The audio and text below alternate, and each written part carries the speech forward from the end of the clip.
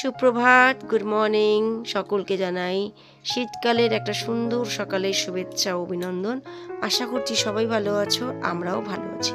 তো এখন বাজে সকাল 8:30 ঘড়িতে, আর আমি গাছগুলিতে জল দিয়ে দিচ্ছি। সারাটা দিন গাছে জল দিতে হবে না, আবার সেই বিকেলবেলা রোদ পড়ার সাথে সাথে কিন্তু আমি জলটা দিয়ে দেবো। তাহলে সারাদিন কিন্তু এদের খাদ্যটা তৈরি করতে সাহায্য হবে। আর একটু তো জল দিতেই হবে, কারণ তলাটা দেখছি অনেকটা ড্রাই হয়ে গেছে। আমি প্রত্যেক দিন আগে দিতাম দুবেলা, তো এখন দিচ্ছি একবেলা করে। সারা রাত শিশির পড়ে, তো বেশ বিকেলবেলার পর থেকে শিশিরটা বেশ ভালোই গাছটা ভিজে থাকে। তো চলো আজকে সারাদিন বকবকের সাথে সারাদিনের কাজকর্মের সাথে শেয়ার করব। কোথাও যেও না, সঙ্গে থাকো। আশা করছি তোমাদের ব্লগটা ভালো লাগবে।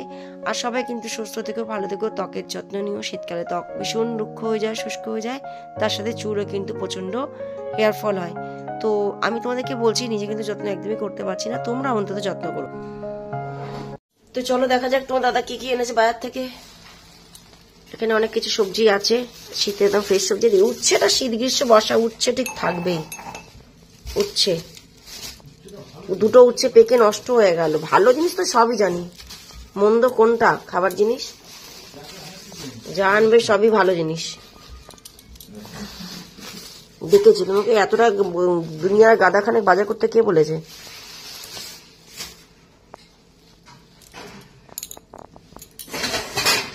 তো আমার চা কমপ্লিট দেখতেই পাচ্ছ, আর এখানটা আমি মগের মধ্যে চিনি নিয়ে নিয়েছি। তো এবার চাটাকে ছেঁকে নেব।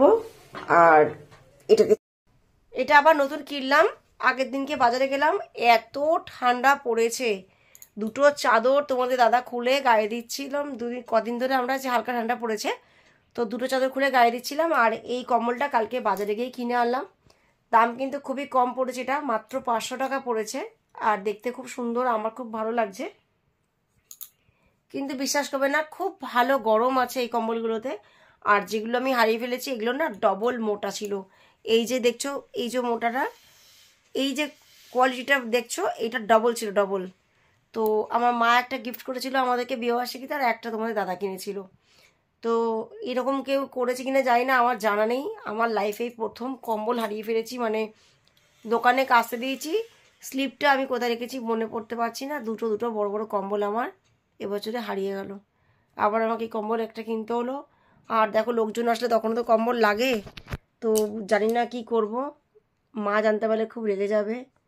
আর আমার খুব শখের পছন্দের ছিল বেশ ডিপ, এই কালারটা বন্ধুরা, এই কালারটা ছিল, জামও না রানিও না, এই কালারটা খুব সুন্দর ছিল, কিন্তু দোষের মধ্যে হারিয়ে ফেলেছি। এরকম আমার জানা নেই লাইফে কেউ কোথাও কম্বল হারিয়েছে কিনা। আমি কম্বল হারিয়ে ফেলেছি, শীতের কম্বল, বর্ষার ছাতা, আর কি বলে একটা কথা ভুলে গেছি। কি করি বলুন তো? এখন মোটামুটি আরও দুটো আমার কিনতে হবে, যখন বাড়িতে গেস্টরা আসবে তাদেরকে তো দিতে হবে একটা দুটো। তো চলো এইসবে খেয়ে দিয়ে উঠলাম, আর এই কম্বলটাকে এবারে একটু গায়ে দেবো। সুন্দর। তো আমাদের যন্ত্রাম এসে গেছে, এসেই দুষ্টুমি শুরু হয়ে গেছে, তাই তো যন্ত্রাম? ওগুলো কি হচ্ছে? মানে কি ওড়াচ্ছে ওগুলো? ফাটা মামাম, ফাটা ওগুলো। হ্যাঁ আসতে পড়ে যাবে উল্টে। তো চলো চা রেডি, এবারে চা খাবো। তো দাদা চলে গেছে আজকে আমার ছেলের সোয়েটারটা পরে, দেখো একটু। তো বন্ধুরা, কাজকর্ম সেরে উঠে আমি চলে আসলাম গাড়ির শোরুমে।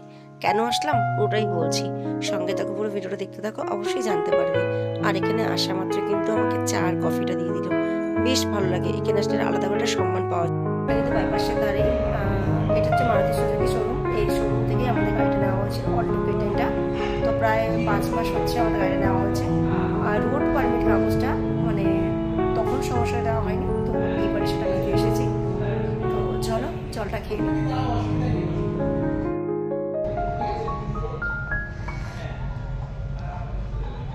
বেশ ভালো বানিয়েছে কফিটা, দারুণ লাগছে। তো একেবারে সোজা সন্ধ্যাবেলা তোমার সাথে দেখা করছি। আর এখন আমি কেকের উপকরণ নিয়ে চলে এসেছি কেক বানাবার জন্য। পুরো ভিডিওটা দেখতে থাকো, আশা করছি তোমাদের ভালো। তো পরিমাণ মতন আমি এখানে ময়দা আর সুজি নিয়ে নিয়েছি। তো এখানে আছে, এটা হচ্ছে চিনির গুঁড়ো, ঠিক আছে। চিনিটাকে আমি ডাস্ট করে নিয়েছি মিক্সার গ্রাইন্ডারে। আর এই কাপটা মেপে আমি 2 কাপ নিয়েছি ময়দা, 1 কাপ নিয়েছি সুজি। আর এখানে দেখো আমি দুধ চাল দিয়ে নিয়েছি। আর একটু গরম আছে বলে আমি আর বাকি সুজিটা কিন্তু আমি এখানে সাইডে রেখে দিয়েছি। তো তো 1 প্যাকেট সুজি থেকে আমি মাত্র 1 কাপ নিয়েছি। আর এখানে চিনি ক্যারামেল করবো বলে আমি বসিয়ে দিয়েছি তাওয়া, আর আমি চিনিটা দিয়ে দিলাম। সুন্দর করে ক্যারামেল করে নেবো। ক্যারামেল করতে মোটামুটি 10 মিনিট মতো সময় লাগে। আমি এখানে জল টল কিছু দেবো না, আগে আমি যেটা লালচে ভাব করে আনবো, তারপরে ক্যারামেলটা রেডি করবো একটু জল দিয়ে। ডিসেম্বর মাস তো পড়েই গেছে, সামনেই 25 ডিসেম্বর। তো সকলেই কিন্তু আমরা বাইরে বাজারেতে ভিড় করি কেকের দোকানে। তো সেটা না করে যদি বাড়িতেই আমরা বাড়ির থাকা ইনগ্রেডিয়েন্টস দিয়ে আমরা সুন্দর করে দোকানের মতন কেক বাড়ির লোকদের উপহার দিতে পারি, এর থেকে কিন্তু ভালো কিছু আর নেই। তো আমি এই ডেচকিটার মধ্যে করবো। তো তেল দিয়ে গায়ে আমি কিন্তু ময়দা মাখিয়ে রেডি করে রেখে দিয়েছি, এর মধ্যে ব্যাটারটা দিয়ে আমি বসিয়ে দেবো। তো এইবারে আমি ডেচকির মধ্যে ট্রান্সফার করে দিচ্ছি এই ব্যাটারটাকে, কেকের ব্যাটারটাকে দিয়ে এবার আমি কড়ার মধ্যে দিয়ে আঁচে বসিয়ে দেবো। তো মোটামুটি 50 মিনিটস মতন টাইম লাগবে এটাকে কুক হতে। তো সঙ্গে থাকো, কেউ অধৈর্য হয়েও না, এক্ষুনি দেখাচ্ছি কত সুন্দর স্পঞ্জি আর ফ্লাফি কেকটা তৈরি হয়ে যাবে। তো এটা যা আছে গায়ে সবটাই আমি চেঁচে পুচের মধ্যে দিয়ে দেবো, নাহলে অনেকটা ব্যাটার নষ্ট হয়ে যাবে। তো দেখো আমার কিন্তু রেডি হয়ে গেছে, আমি বসিয়েও দিয়েছি আর আঁচটা কিন্তু কমিয়ে রেখে দিয়েছি, তোমাদের দেখিয়ে দিলাম। তো এইবার এটা কিন্তু ফুলে কতটা উঁচু হয়ে যাবে সেটা তোমরা দেখতেই পাবে। তো এবারে আমি এটাকে ভালো করে ঢাকা দিয়ে দেবো। এবারে এর মাপে আমি আরও একটা বড় কড়া আছে, সেটাকে আমি উপর থেকে উপর দেবো, নাহলে এটা আটকাবে না।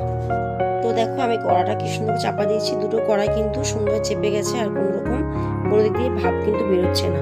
তো এটা পুরোপুরি কুক হোক 50 মিনিট, তারপরে ফেরত আসছি।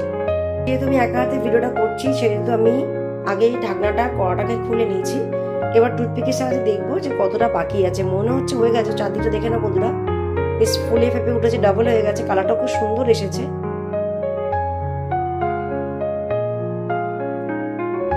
একটু বাকি আছে, আমার এই ভেতরে কিন্তু কাঁচা আছে, তো আমি আর কিছুক্ষণ এখানে ভাপে রেখে দেবো, ঠিক আছে? তো ভালো করে তোমরা দেখো, ঠিক আমার মিডিল পোর্শনটা একটু বাকি আছে, আর এই সাইড কিন্তু বেশ সুন্দর লালচে কালার একটা এসে গেছে। কেক কিন্তু রেডি হয়ে গেছে, আর ঠান্ডা মোটামুটি হয়ে গেছে, থালাটা কিন্তু গরম আছে এখনো। এই যে কালার এসছে এরকম, দুবাই কালারটা দেখ।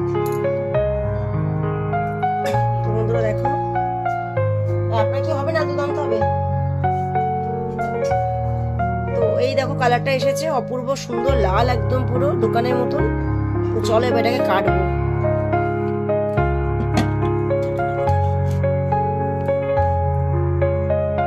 তো গাইস দেখো, একটু কিন্তু ধরেনি, তোমার ডেস্কটা দেখে না একবার, একটু কিন্তু ধরেনি, কিচ্ছু হয়নি, খুব সুন্দর করে ছেড়ে চলে এসেছে। তো আবারও আমি এটাকে উপর করে নেবো, ঠিক করে নেবো।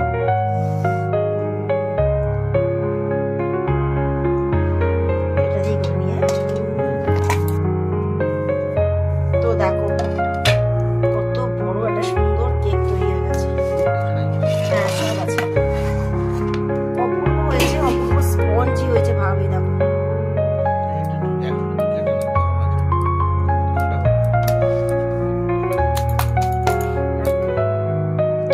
দেখো এতটাই স্পঞ্জ হয়েছে, মানে আমি নিজেও অবিশ্বাস্য দেখে আমি অবাক হয়ে গেছি।